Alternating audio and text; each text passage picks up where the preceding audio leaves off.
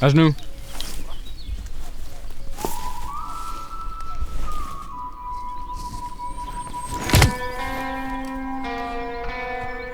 Au nom de l'élite française, Paul André dit le géant. Vous êtes condamné à mort par arme à feu pour acte de sabotage. Un dernier mot?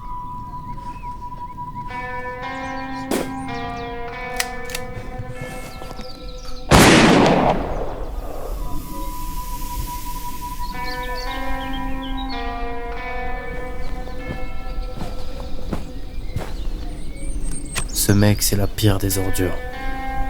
Tout le monde préférerait le voir mort. Et aujourd'hui, il en a jamais été aussi proche.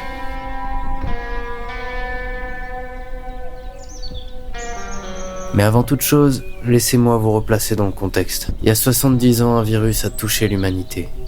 Sa petite particularité, c'est qu'il a pour symptôme l'inversion du vieillissement de nos cellules. La maladie semble très contagieuse, déjà une centaine de malades. Les services médicaux des aéroports du monde entier sont en alerte. Une mystérieuse épidémie partie d'Asie. Plus simplement, on est tous condamnés à mourir à l'âge de notre naissance. Malades, 9 morts. Et 2 personnes d'une même famille viennent de mourir à Toronto. 1995 décès. Quand les premiers morts se sont fait entendre, le monde entier est tombé en crise. Et c'est rapidement devenu le bordel. Et puis, un petit groupe armé a pris le contrôle. L'ordre. À la base, ils étaient là pour répartir les ressources, veiller à ce qu'il n'y ait pas de débordement. Ce qu'on n'avait pas prévu, c'est qu'à mesure du rajeunissement de la population, des nostalgiques du Troisième Reich s'étaient tranquillement installés en attendant de pouvoir prendre le contrôle. Alors, on a initié un mouvement de résistance. Sauf qu'un jour, lors d'une embuscade, un des fondateurs s'est fait capturer. Ce qu'on n'avait pas prévu, c'est que pour sauver sa peau, cet enflure nous a balancés. Aujourd'hui, il marche avec eux et nous tue de ses propres mains, nous obligeant à vivre terrés comme des animaux sauvages. Alors, avec les autres survivants, on s'est fait la promesse qu'un jour, sa tête ornerait l'entrée du camp pour donner un exemple à ceux qui voudraient s'en prendre à la résistance.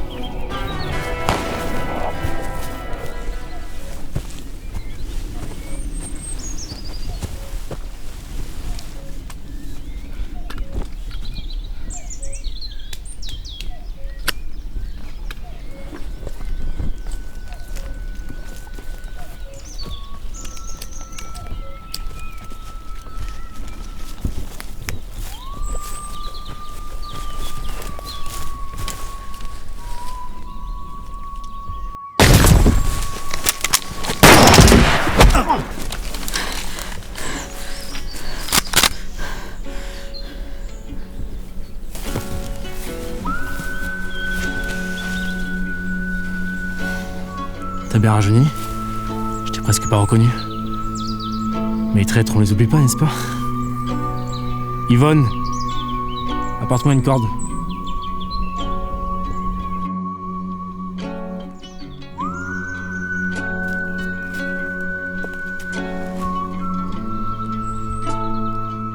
J'aurais bien aimé le faire moi-même, mais je préfère profiter du spectacle.